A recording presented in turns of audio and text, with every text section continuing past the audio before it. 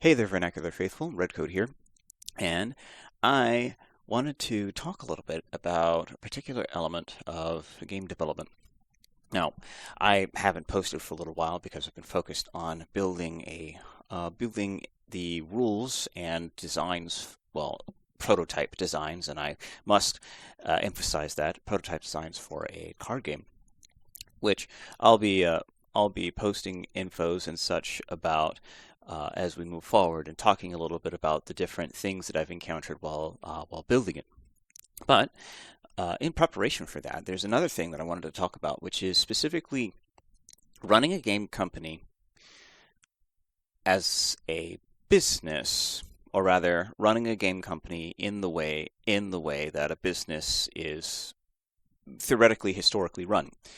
Now, one of the things about this is that when you think about making a game, what do you first think of? You think of, well, I've got a really cool experience that I want to share with the world, and I'm going to put in the work to learn everything that's necessary to do it. So, you learn the art, you learn how to do sound design, you learn musicianship, you learn color theory, you learn storytelling, you learn character design, you learn environment design, you learn level design, you learn gameplay design, you learn blah blah blah blah blah blah blah blah blah blah blah blah blah blah blah.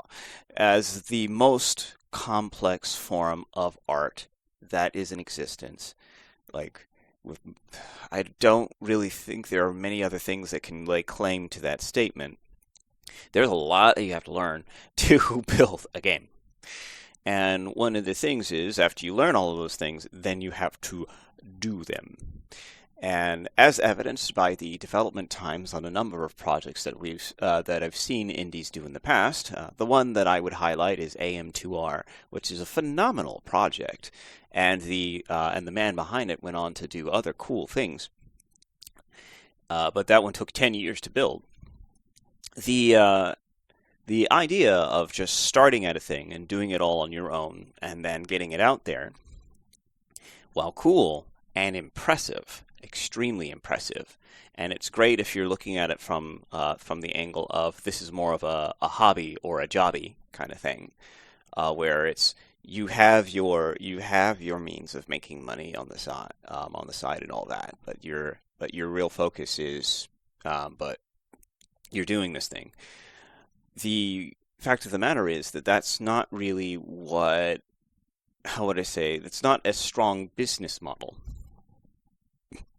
And I know it's a really tough thing because if we look at the AAA space, we see where we see kind of this opposite thing of where they can churn out some stuff, but it's really uninspired, and they don't understand their audience. And while they've got people that everything, know how to do all of these different things, they point them in directions that are patently unfun and missing the point.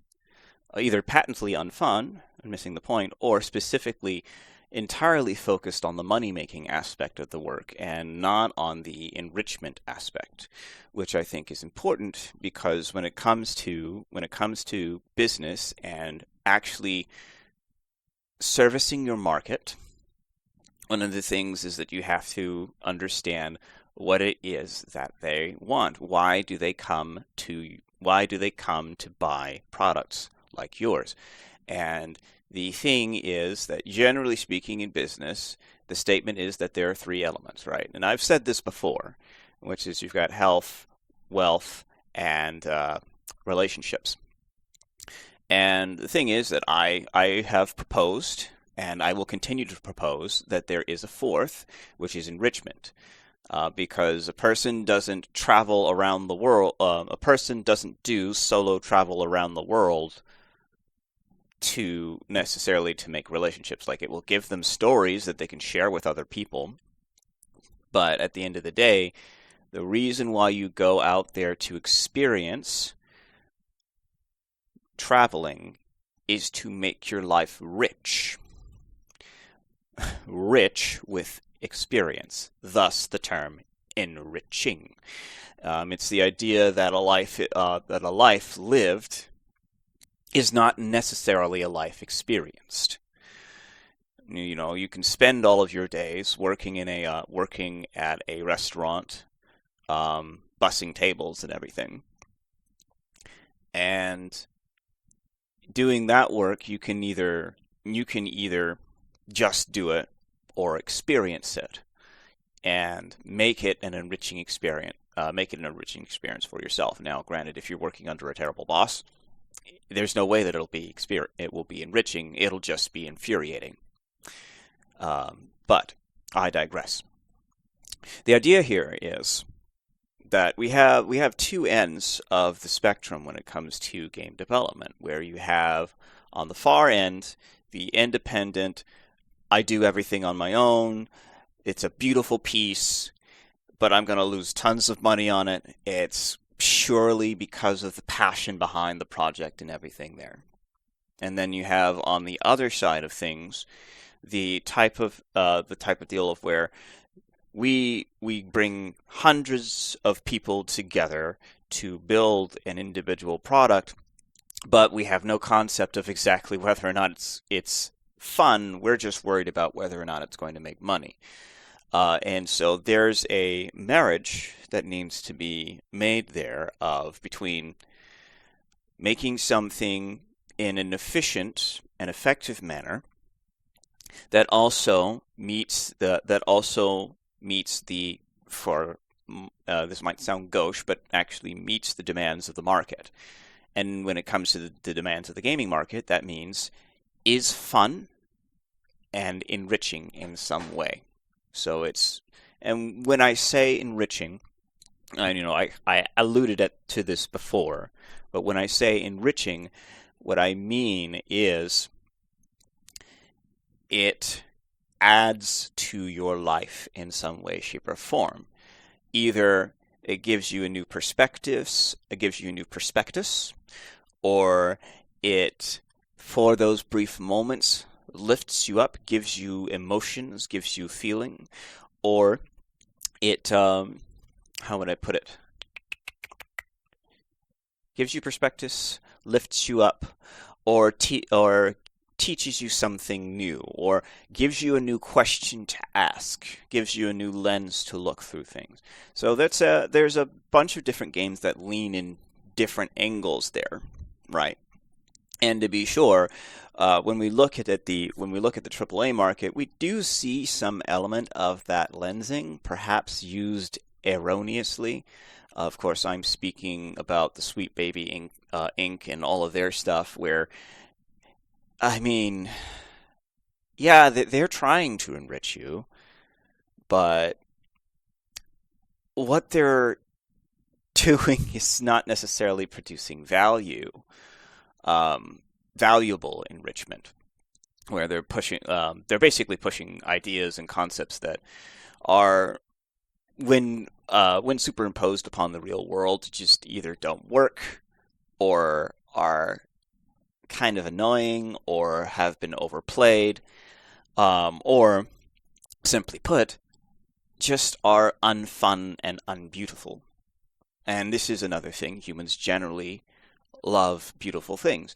To experience something beautiful, to look upon a grand sunset, to go to one of the cathedrals and to go to one of those great cathedrals that was built over many, many, many, many years, or to hear a beautiful sonnet sung by a practiced musician.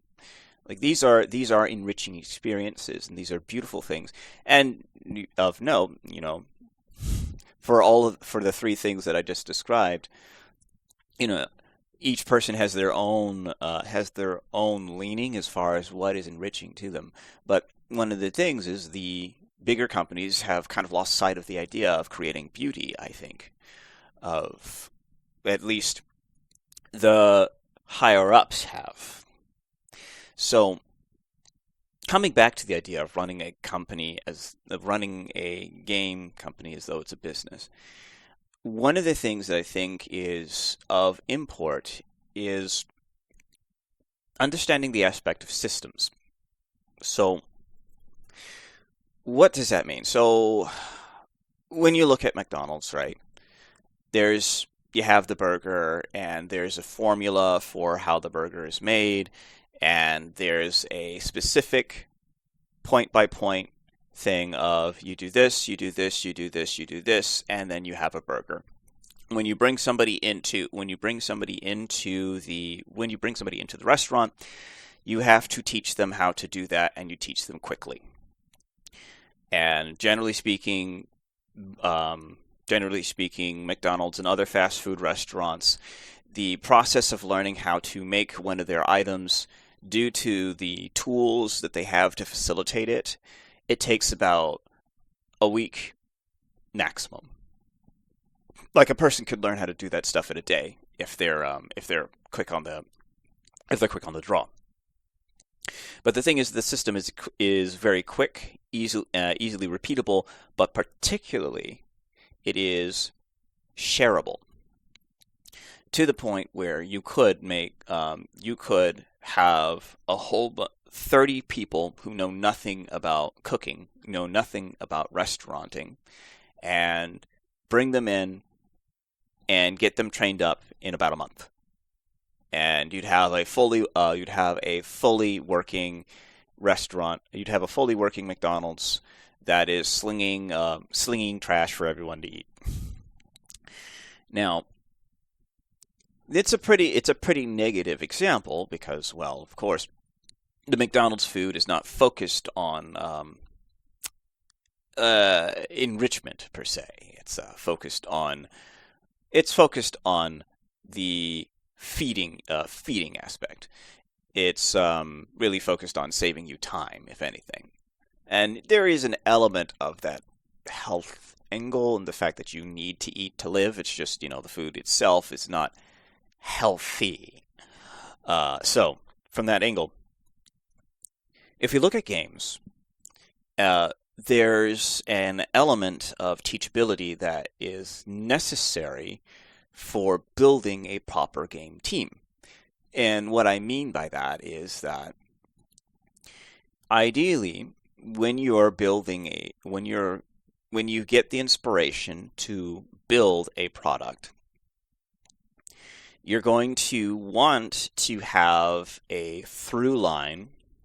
You're going to want to have a through line that goes from inspiration to creation.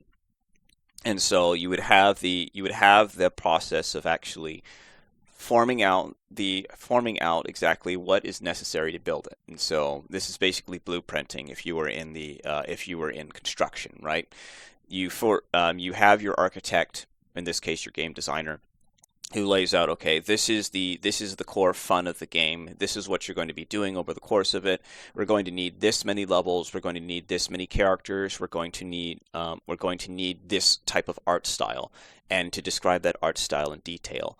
And in that angle, you'd be looking towards some of the art bibles that came with movies like Mulan or Lilo and Stitch and that sort of thing, that very, very, very quickly and concise, well, not concisely, but very precisely describe and explain, this is the style, this is how you do the style. If you do this, you're off model. If you do this, you're on model. This is a form of systematizing, right? And so you have that element of defining each aspect of the game, from the play to the visual aspects to the sound. You would be able to go from I have an idea to this is how we make the idea. Then from there, you would move on to your actual team itself. And in this regard, we come to an aspect that differs from what you see with something like the McDonald's. Although there is an argument that there are companies that kind of operate in the McDonald's way, where with the McDonald's, your systems are such that you don't need much to teach them. You can just hand them off to somebody and they can work with them.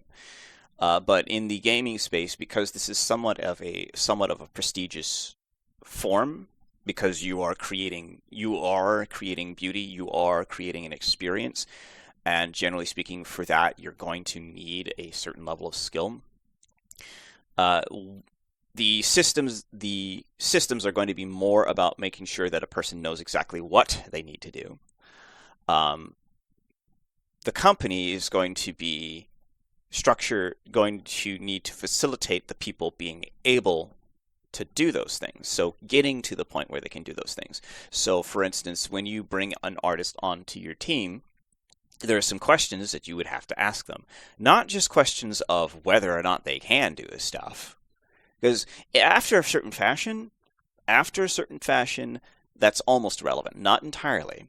Like, if you're doing something that's really, really high level and you need people that are just like really, really, really, really, really, really good, then yes, you're going to be picking and choosing from the tops, the tip tops. But the thing is, if you do that, if you're doing it that way, there's no guarantee that there's actually going to be any real loyalty there outside of you paying them buku dollars.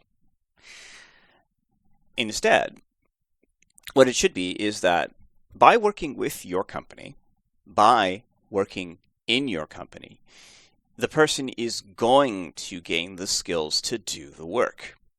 And that means that you're going to have to systematize the creation of art. Or if not necessarily systematize it, make it so that there's a learning of how to do this stuff in your company. And so that would mean that, when you're starting out, you're going to need some pretty experienced people. Or at the very least, be an experienced person who knows the ins and outs of everything. Then, for your larger projects, you'd be bringing on people who are a little bit less experienced, but can learn from you, or your experts. And as they work on the projects, they grow in knowledge and ability. And some of them will leave, as they are wont to do. But for the fact that you've granted them the skills to do this work, you will have a few that stay. And those people would move on to higher positions of management within the company, or they would stay at their position of just being a really high skilled executioner of the work. Either case, the idea is that the company is actually teaching the people how to do the work that you are expecting them to do. And so that's a big part of running a game business as a company, rather than as, for lack of a better term, a solopreneurship. It's not just the idea that you're gathering a bunch of people that already know how to do this stuff, but it's specifically that you or your teammates are willing and equipped to teach your people how to do this stuff, to elevate them. And there's two bonuses to doing it this way. The first is your internal team is constantly improving. All of your people are learning new things, learning new stuff, growing under your tutelage. And so what might have started with one virtuoso and five apprentices, let's say, could grow into 20 virtuosos and 100 apprentices. Although that's a lot of apprentices under each of those virtuosos, but you get the idea. And the thing is that the other part of that, so you've got that growth aspect, right? That your company is naturally becoming better at what it does and naturally expanding in growth. But the second part of that is you become an attractive place for people to go, because they come to you to learn how to do this work. So no longer is it a thing of where you have to. This is after you've built up a reputation. No longer is it a thing of where you have to put out a help wanted ad, and this person needs to be of this skill level and blah blah blah blah blah.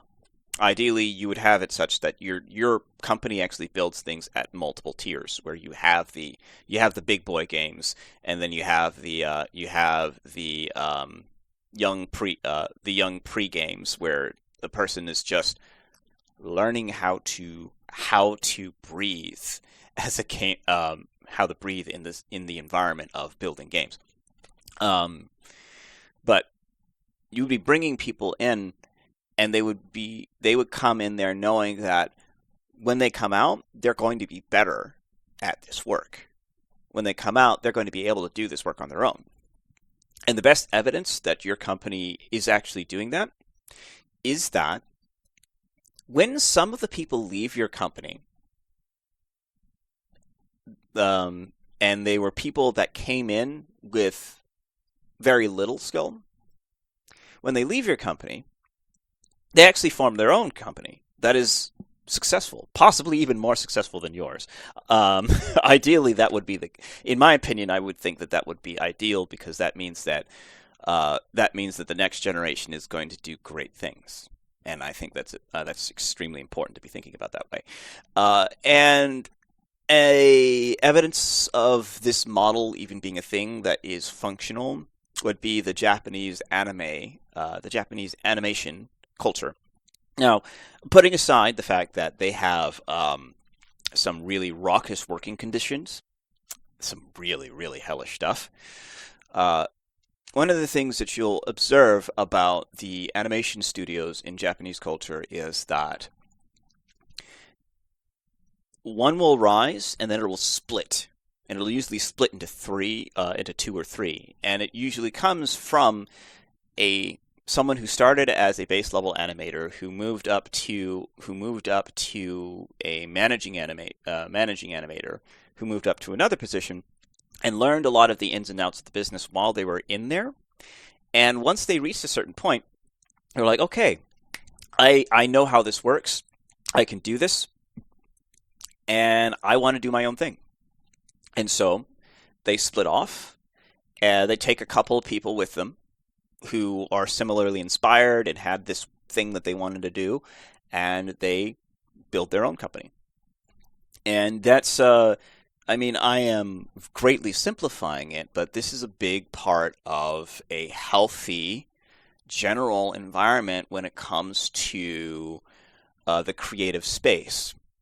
Now, like I said, there's issues with the way that the Japanese animation space works, particularly with the fact that the people are generally underpaid for the amount of time and effort that they put into the stuff, and that comes back to an idea of profitability, which is unfortunately a big part of building a business. Well, let's not say that it's unfortunate, because the fact of the matter is, the ideal is that you're paid to do something that is cool and wonderful, and you're paid enough that you can focus on doing the thing.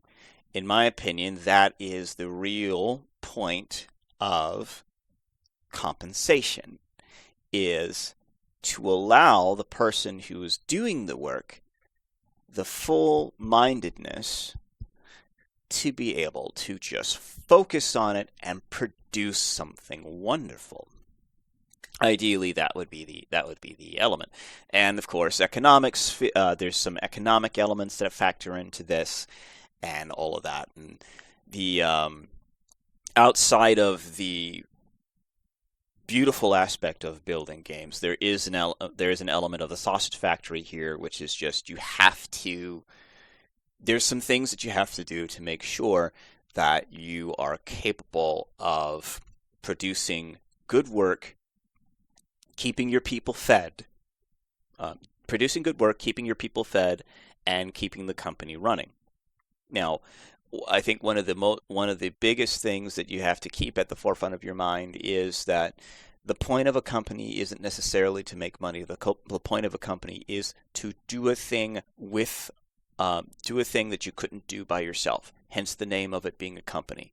It is a company of people, a company of artists, a company of this. Like in the statement of company of heroes, like it's a bunch of soldiers who are heroes. That's a company is a gathering of people together to do something that they couldn't do on their own. And ideally, a company, it's more generic in the fact that when you gather those people together to do the first thing, you can keep them together to do more cool things in the similar vein of it. And that's a game company. A bunch of people gathered together to build a game, right? If you lose sight of that definition, you start doing stuff like Ubisoft, EA, and Activision Blizzard, where your focus is on keeping the company alive rather than actually keeping the company capable of doing the things that it's supposed to do. And so you start, doing doing some negative monetary practices. You start getting away from understanding the market that you're serving, getting away from all of those things. And so that is one of the aspects there. So to kind of bring this back to the thing that I started here, because I rambled off in a whole bunch of different directions. The idea of running a game company, one of the things that I think is very important is you're going to need to start thinking in the angle of systematizing the work. But at the same time, you're going to need to balance that with keeping the heart of it. So that's going to be some interesting stuff there. Now, I myself am going to have been doing a lot to try and build and work in this space. So, I suppose you can take my advice with a grain of salt, because I would not consider myself to be a successful businessman, just an experienced one. I've seen a lot. I've done a few things here and there. So, with that out of the way, I am learning more and more and more and more and more about business, about doing games as a business, about all that stuff, and it's interesting. But I think it's something that is very important to understand is that I think one of the functions of a business, or rather a business that is a company in a greater society, is to be one of those spaces where people learn how to do stuff. I think we kind of abdicated some of our responsibilities to the school system. Personally, I do think that, particularly with the abandonment of the guilding system, and the guild system has its own problems. Don't get me wrong, but I think there's some reclamation of responsibility that needs to happen within the creative spaces as well as the general business spaces, the trades and such. So I'm looking forward to seeing if that happens. I remember there was a point where I said about 7 years ago we were 10 years away from being past the point of no return with the trades. So clock's ticking. Anyway, that's it for now. I'll catch you guys later. I'll ramble at you some more.